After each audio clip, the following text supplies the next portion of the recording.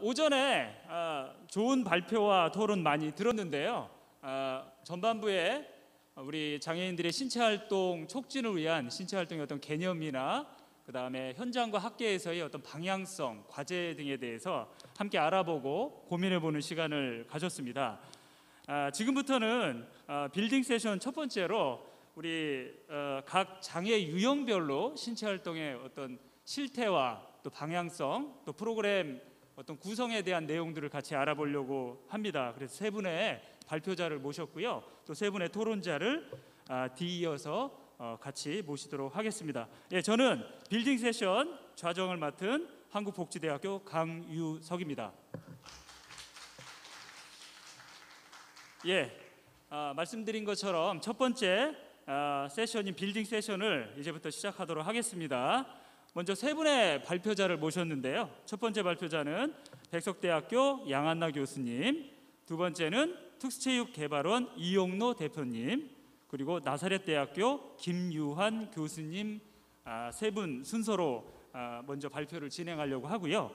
이후에 뛰어놀자 사회서비스센터 유진호 대표님, 그리고 전 고양시 재활스포츠센터 이석산 센터장님, 마지막으로 서울 곰들이체육센터 김홍진 사무국장님의 토론을 이어서 진행하도록 하겠습니다. 시간이 많이 경과된 관계로 좀 빠르게 세션을 진행하도록 하겠습니다. 그럼 첫 번째 발표로 발달장애인의 신체활동 참여 활성화 방안이라는 주제로 백석대학교 양한나 교수님의 발표가 있겠습니다.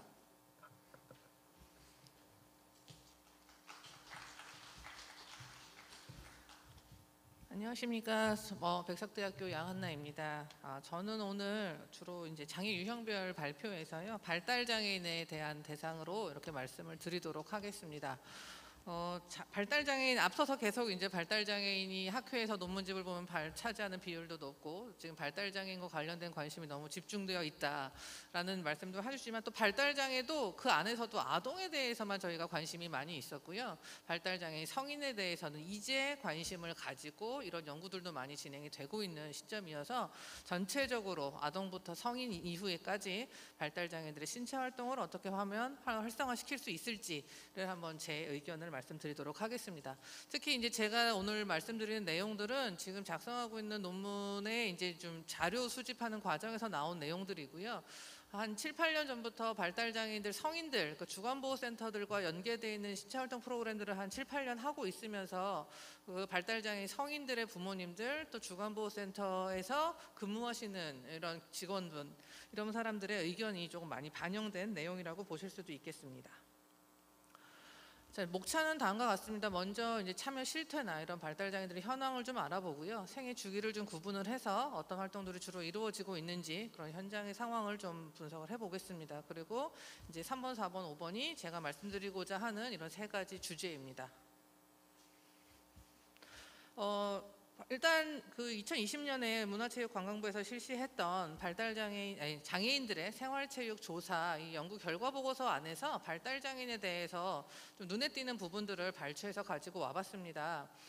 건강 상태에 대해서는 5점 만점에 3.23점, 체력 상태에 대해서는 5점 만점에 3.17점으로 그닥 높지 않다라고 생각이 되었지만, 다른 장애 유형과 비교했을 때는 발달장애인들이 자신의 건강 상태나 자신의 체력 상태에 대한 인식이 가장 높은 것으로 나타났습니다. 그리고 가장 많이 운동하는 장소는 근처 야외 등산로나 공원이 많이 있었고요. 그리고 다른 장애 유형에 비해서는 장애인들이 주로 이용하는 전용 체육 시설을 가장 많이 이용하는 것으로 나타났습니다. 또한 지금 현재 운동을 하고 있는 사람들의 비율은 이제 보시는 바와 같고요.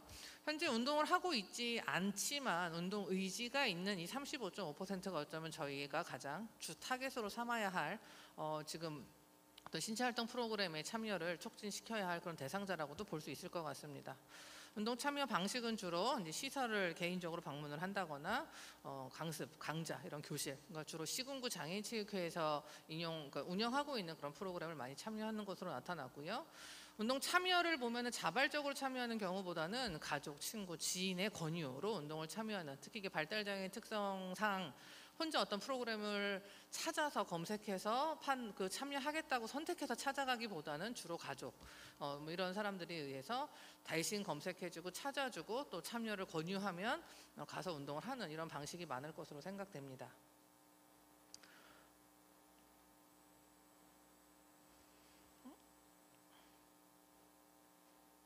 네.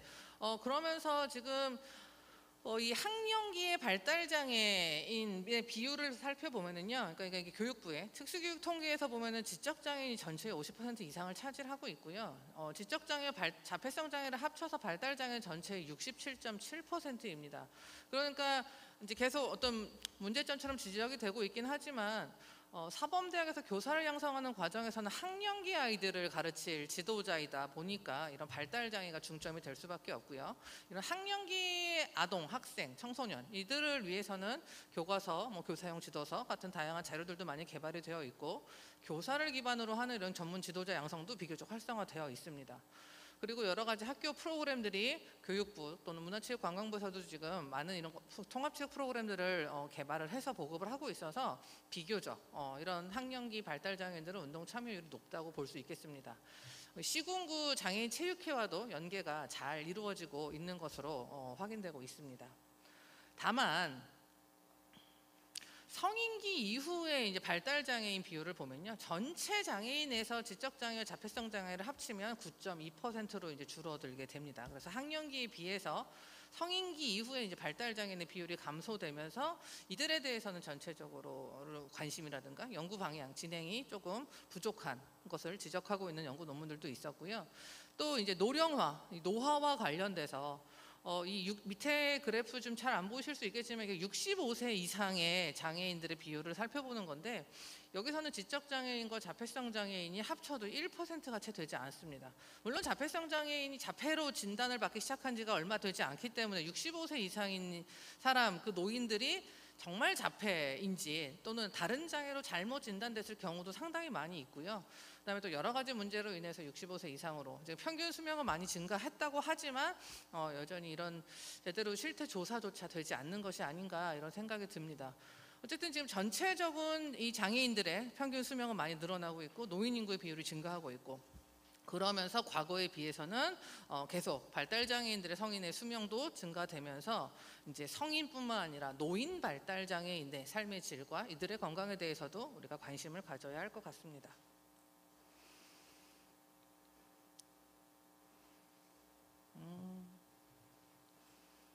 왜 안 나오죠?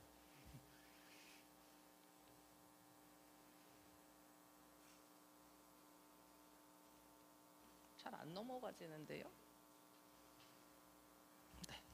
이 발달장애 성인들의 건강과 관련된 문헌을 좀 찾아봤더니요, 비활동적일 가능성이 매우 높고 건강은 좋지 못하고 만성적인 질환을 가질 위험은 매우 높지만 암 검진이나 구강 검진 같은 것을 실시하는 비율은 또 비장애인에 비해서 낮았고요. 비만 인구 비율도 비장애인에 비해서 높았고요. 그다음에 또 특히나 이런 각종 성인병 걸렸을 때 성인기 이후에 되게 식습관 조절이라던가 자기 자신이 그 건강을 관리하기 위해서는 체계적인 이 자기 관리가 필요한데 이런 것들을 하기가 어렵죠. 그러다 보니까 다양한 건강상의 문제가 생기게 되고 특히 이 조기 노화가 매우 심각하다는 것을 볼 수 있습니다. 많은 문헌들이 이 조기 노화를 이제 이야기를 하고 있는데요. 저도 현장에서 이런 그 성인들과 운동을 하다 보면은 40대 다운 증후군 이 지적 장애인들인데 벌써 난청, 그다음에 시력 저하 이런 것들이 와서 정말 80대 이상의 노인과 같은 모습을 보이는 경우가 너무 많이 있거든요. 이런 조기 노화로 인해서 또 다른 2차적인 장애가 유발되는 그런 경우도 많이 볼 수 있고요. 뿐만 아니라 건강 문제뿐만이 아니라 이제 성인기 이후 노인으로 가면서 시설에서 많이 생활을 하고 또 그런 시설에 있다 보니까 관계가 축소되고 그러면서 또 동시에 되게 정서적인 문제, 심한 경우에는 정신장애까지 같이 또 동반으로 나타나는 경우도 있거든요. 정말 또 현장에서 요건 제가 문헌을 찾아보고 싶었지만 사실 제가 정말 원하는 그런 데이터, 통계 자료나 문헌을 찾지는 못했는데 자폐성 장애를 가지고 있던 이 성인들이 점점 이 노화를 겪게 되면서 정신분열증, 조현병 같은 그래서 환각과 환청을 이렇게 호소하는 이런 경우들도 경험적으로 많이 지금 보고 있거든요. 근데 이런 것에 대해서 과연 어떻게 해야 될지, 그러니까 처치나 어떤 도와줄 수 있는 그런 부분들이 많이 제한이 돼 있고, 또 이런 분들이 같이 운동을 하기 또 위험한 상황들이 되고, 또 이런 분들은 또 시설에서 같이 공동 생활을 하기도 어려운 상황들이 또 많이 유발되고 있습니다. 그러니까 이분들의 또 이런 전체적인 건강이나 삶의 질도 우리가 또 같이 관심을 좀 가져야 될 것 같습니다. 그러면서 이제 생애 주기별로 조금 이제 이 발달 장애인들의 생활 패턴이나 어떤 운동을 하는지를 살펴보면은요.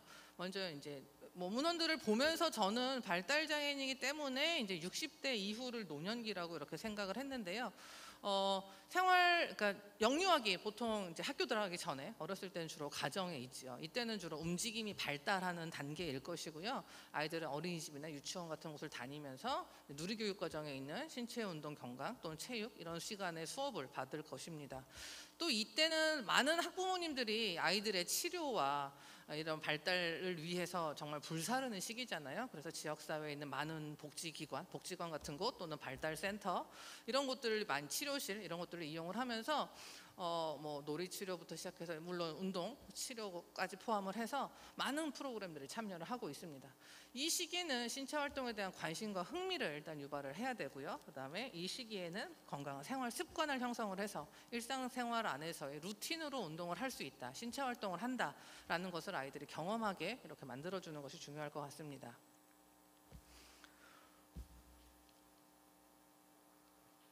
자, 다음 학령기인데요. 학교를 다니는 것도 앞서서 말씀드렸던 것처럼 지원 프로그램이라든가 여러 가지 전문가 양성도 잘 되어 있고요.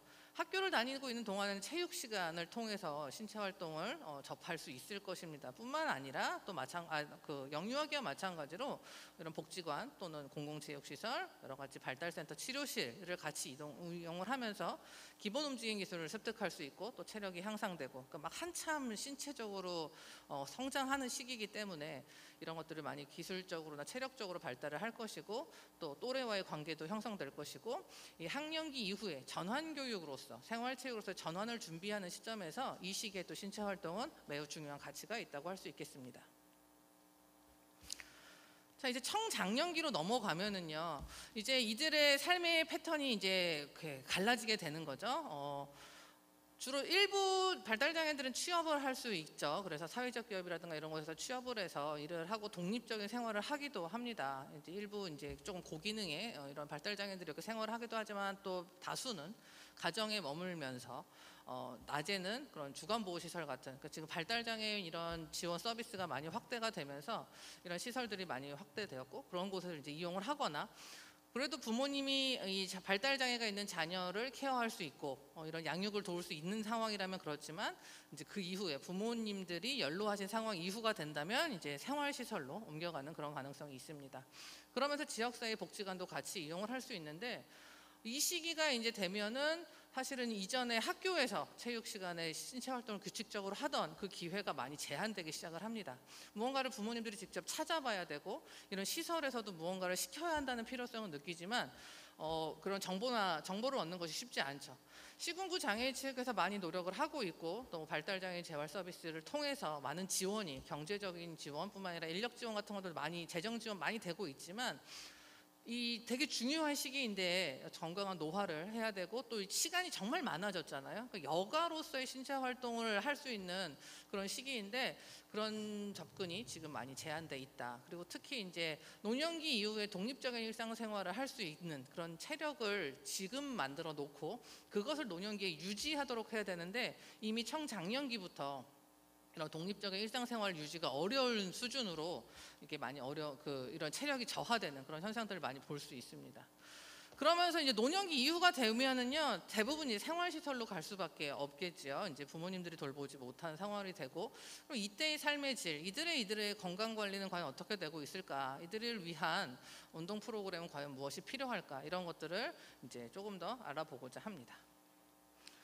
자, 그래서 결론적으로는 저는 이제 세 가지를 제시를 하고 싶은 거는, 첫 번째는 이제 ICT 기반의 신체 활동 프로그램이 좀 더 활성화돼야 되지 않을까. 특히 자기결정권이라는 게 지금 매우 강조되고 있는 시점에서 흥미있고 재미있는 프로그램이기 때문에 발달장애들의 자기결정권을 존중하면서도 여러 가지 체력이나 여러 가지 그런 다양한 좋은 효과들을, 긍정적인 효과들을 확인할 수 있는 이런 신체활동 프로그램이 필요하고, 또 두 번째는 자연 친화적인 이런 환경 활동들이 필요한데, 특히 이제 우리나라의 특성을 고려했을 때 이런 산림환경 서비스와의 연계, 이런 기관과의 협업이 좀 필요할 것 같습니다.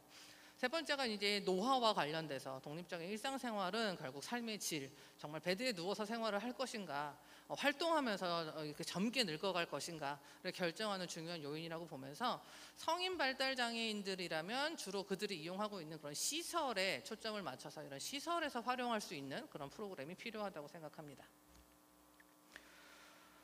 먼저 ICT 기반인데요. 뭐 이렇게 지금 글이 좀 많아서 보시기 불편하실 수 있겠지만, 그러니까 이런 것들이 작년에 코로나가 생기면서 저는 되게 좀 올드한 그런 사고를 가지고 있어서, 운동은 사람이 모여서 땀 흘리면서 같이 어울려서 직접 공 만지고 이러면서 해야지, 화면 앞에서 조그 셔틀 가지고 깨작깨작거리면서 하는 게 무슨 운동이야. 그럼 사회성도 안 생기고, 이런 운동에 대해서 상당히 저는 사실 비관적인 가치관을 가지고 있었는데요. 코로나로 인해서 결국은 제한이 됐죠. 그러면 어쩔 수 없는 이 상황에서 그럼 어떻게 운동을 해야 되지? 어딘가에 모여서, 시설에 모여서, 특히나 이 체육시설들은 코로나의 마치 원인이고 원흉인 것처럼 그렇게 지탄을 받는 상황에서 이 발달장애들은 더욱더 취약하고 위험도가 높기 때문에 신체 활동이 많이 제한될 수밖에 없었습니다. 실제로 설문조사 결과도, 지금 이제 작성하고 있는 논문의 설문조사 결과도 보면, 부모님들을 대상으로 조사를 했을 때 코로나 전과 후에 자녀의 신체 활동이 많이 제한됐고, 신체 활동에 대한 두려움도 지금 되게 많이 크고, 뭐 이런 것들을 지금 분석할 수 있거든요. 그러면서 어쩔 수 없는 대안처럼, 그래, 그럼 집에서 닌텐도라도 하고 뭐 위핏이라도 하려면 이런 것들은 과연 그럼 얼마나 효과가 있는가라고 생각이 들어서, 이런 신체 활동 프로그램들의 효과를 한번 리뷰하는 연구를 했었습니다. 작년에 해보니까 외국에 비해서 국내에서, 외국도 마찬가지로 그렇게 많지는 않았고요. 그다음에 ICT 기반이라고 했을 때 정말 최첨단의 가상현실 이렇게 가지는 않고요. 대부분이 닌텐도나 위핏 같은 그런 프로그램을 이용을 하는 거였지만, 결과를 봤을 때는 체력이라든가 운동기술뿐만 아니라 정서적인 거, 인지적인 거 측면에서도 되게 긍정적인 효과가 많이 나타났습니다. 결국 지금 우리는 코로나로 인한 어쩔 수 없는 대안인 것처럼 ICT 기반한 이런 신체 활동을 하고 있지만, 특히 이 프로그램들은 흥미 유발에도 되게 좋고, 즉각적인 피드백도 가능하고, 그 다음에 어쨌든 자발적으로 신체 활동에 참여한다는 측면에서 이런 자기결정권을 존중해주는, 발달장애인들의 자기결정을 존중하는 신체활동으로 가장 적합하다고 지금 저는 생각이 들고 있습니다. 결국 이 발달장애인 지원법에서의 자기결정권이 되게 강조가 되고 있잖아요. 그래서 정말 과거에는 저희 운동하기 싫은 애 억지로 데려다가 시켰고, 또 단적으로는 편식하는 애들이 있으면 억지로 먹이기도 했지만, 요즘 그러면 다 학대잖아요. 자기결정권을 침해하는 거고, 그렇게 하면 학대가 되는 건데, 자기가 하기 싫은 운동 프로그램을 억지로 하게 시키기보다는 정말 재밌고, 그다음에 이 효과에 대해서도 스스로 인식할 수 있게 피드백도 되게 즉각적으로 주어지고, 그다음에 일상생활 속에서 또 이런 것들을 할 수 있도록 하기 위해서는 이런 ICT 기반의 신체활동 프로그램이 그래서 필요하다고 생각합니다. 오늘 마침 또 마지막에 이정민 박사님께서 여러 가지 이런 스마트한, 웨어러블한 이런 기기들을 이용을 해서 디바이스를 활용한 신체활동 측정, 이런 활동 같은 것들을 또 발표를 해주셔서 저도 그 부분에, 그 발표에 되게 기대가 되고 있는데요. 정말 우리도 스마트워치 많이 쓰고 계시잖아요. 1시간 앉아있으면 운동할 시간이 됐다라고 이렇게 보여주고, 내가 설정해놨던 목표의 움직임을 하면 잘했다고 이렇게 즉각적인 피드백이 오고, 이런 것들도 어쩌면 이분들은 더 시각적이고 이런 청각적인 이런 것들의 기계에 발달장애인들 특성을 봤을 때 오히려 더 잘 활용할 수도 있거든요. 이런 것들을 발달장애이니까 못할 거야, 어려울 거야가 아니라 오히려 할 수 있도록 이들에게 그런 특성과 이들의 강점을 잘 살린 그런 디바이스라든가 프로그램이 개발이 된다면 좋을 것 같습니다. 특히 아까 또 프로그램의 이제 특히 측정과 관련돼서 프로그램도 중요하겠지만, 사실 현장에서 보면은 없다라고, 아까 진주영 교수님은 이제 이런 것들도 측정할 수 있는 평가 도구조차 없다고 하지만, 있어도 발달장애는 그걸 적용하기도 또 어렵잖아요. 우리 제자리 멀리 뛰기가 얼마나 타당도와 신뢰도가 높은 검사인지는 알 거예요. 근데 출발선에 서는 것 자체가 어렵기 때문에, 그래서 근데 오히려 지금의 이 ICT 기술 현황을 보면은 그냥 어디서든 뛰면 그거를 동영상으로 촬영을 하면 이동 얼마나 점프를 했는지, 뭐 던지기도 꼭 넓은 공간이 있어서가 아니라 어디서든 물체를 던지면 그러면 그 던진 투사물의 속도와 각도와 뭐 이런 것들을 활용을 해서 이 투사 거리가 얼마큼 나올지 측정을 자동으로 할 수 있을 만큼의 지금 ICT 기술은 개발이 되어 있는데, 이런 것들을 발달 장애인에게 적용하는 그런 연계점을 찾는 게 지금 좀 어려운 것 같아서 이런 연계점을 찾는 그런 연구가 좀 필요하다고 생각합니다. 그러면서 다음은 자연 친화적인 이런 활동을 말씀드리려고 하는데, 이 자연 다 좋죠. 이게 점점 나이 들수록 더 좋은 것 같아요. 제가 이렇게 여러 어르신들이 계신데 외람된 말씀이지만 산이 참 좋고 뭔가 자연물이 참 좋다라는 생각을 하는데, 앞서서는 ICT를 얘기했는데 지금 갑자기 막 산과 자연을 얘기하는 게 되게 부조화스러울 수도 있겠지만 지금 우리나라는 정말 산 많이 있잖아요. 그리고 저도 처음에는 우리나라에 산이 어디 있어, 도시 안에서 어디 가서 이런 자연 친화적인 체험을 하겠어라고 했지만 물론 제가 최신의 자료를 못 찾아서 2011년 자료를 넣었는데 자연휴양림도 학교 숲도 숲유치원도 산촌 생태마을도 상당히 많이 지금 조성이 되어 있습니다. 지금은 훨씬 더 많이 조성이 되어 있을 거고요.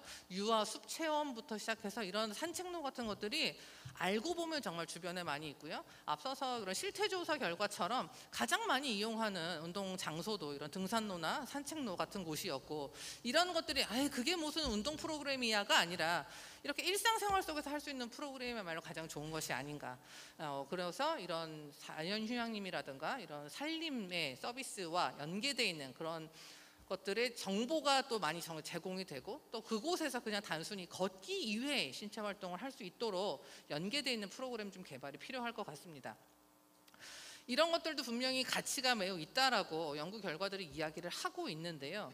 그렇지만 아직은 많지가 않고요. 이런 연구 결과들을 이제 효과를 검증하려고 하면 생리학적으로 운동 강도가 어떻고 막 이런 것들이 이제, 근데 사실 산으로 올라갈 때 경사로가 일정하지가 않잖아요. 우리가 트레드밀의 경사로를 걷고 이렇게 뭔가 프로토콜을 만든 것처럼 할 수가 없는데, 그러다 보니까 이 효과를 검증하는 게 어렵다고는 하지만 실제로 경험적으로 이런 효과가 많이 경험을 할 수 있는 상황에서 이런 현장형 연구도 더 많이 진행이 되고, 지금까지 연구 결과를 보더라도 건강과 이런 신체적인 변화뿐만 아니라 정서적인 변화에도 긍정적인 것이 있었고, 특히 또 성인기 이후에 이 비장애인들과의 좀 자연스러운 접촉의 기회도 다니다 보면 많이 있을 수 있고, 또 가족과 함께 한다거나 좀 나쁜 표현일 수도 있겠죠. 결국은 장애인들이 이 생활하는 시설들이 도심 속에 있기는 쉽지가 않잖아요. 근데 이런 건 님비 현상 때문에 결국은 산속으로 자꾸 이런 외진 곳으로 갈 수도 있지만, 오히려 그런 것들을 활용을 해서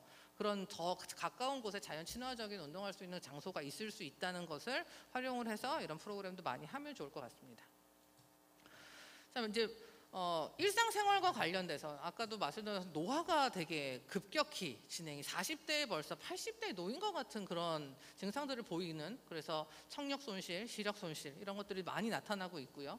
그리고 이러한 운동 참여는 결국 건강 관련된 삶의 질 이런 것들도 영향을 미치고, 내가 혼자서 뭐 앉았다 일어났다를 할 수 있는가, 내가 혼자서 이동을 할 수 있는가, 내가 혼자서 계단을 걸을 수 있는가. 근데 우리가 노인을 대상으로 했던 그런 여러 가지 했던 검사 도구들, 또 운동 프로그램들을 이 발달 장애인은 노인이 아니더라도 정말 30, 40대부터라도 이런 일상생활 능력과 관련되어 있는 체력을 발전시키고 또 유지시키는 이런 것들이 되게 필요할 것 같고요. 또 이 시설에 많이 있잖아요. 시설과 관련된 논문을 보면 논문 되게 많아요. 프로그램들이 많이 개발이 돼 있다는 거죠. 근데 단기간에 걸쳐서 대학원생들이 이제 논문 작성한다고 3개월 동안 이제 어떤 시설에 가서 일주일에 2번씩 가서 열심히 운동 프로그램 했어요. 그래서 측정도 하고, 와 3개월 동안 발달장애인들 시설에 가서 이 성인들 대상으로 어떤 프로그램 했더니 이런 게 좋아졌어요. 근데 논문이 끝난 다음에 그 프로그램이 그 시설에서 과연 지속될 수 있는가? 대부분 아니라는 거죠. 단시간에 걸쳐서 무언가는 했지만 일회성으로 끝날 뿐이고요. 그 지도해주던 논문 작성을 하던 대학원생이 더 이상 오지 않으면 지속하기 어렵다는 상황에서 시설 내에서 활용이 가능하고, 전문가, 특정한 전문가가 없이도, 물론 지금 재활 서비스가 나오면서 많은 지원이 이루어지고 있지만 그래도 이 시설에 있어서의 특성을 고려한 시설에서 일상적으로 정말 할 수 있는 그런 프로그램들이 더 개발이 되어야 할 것이라고 생각을 합니다. 오늘 저는 이것으로 발표를 마치도록 하겠습니다. 감사합니다.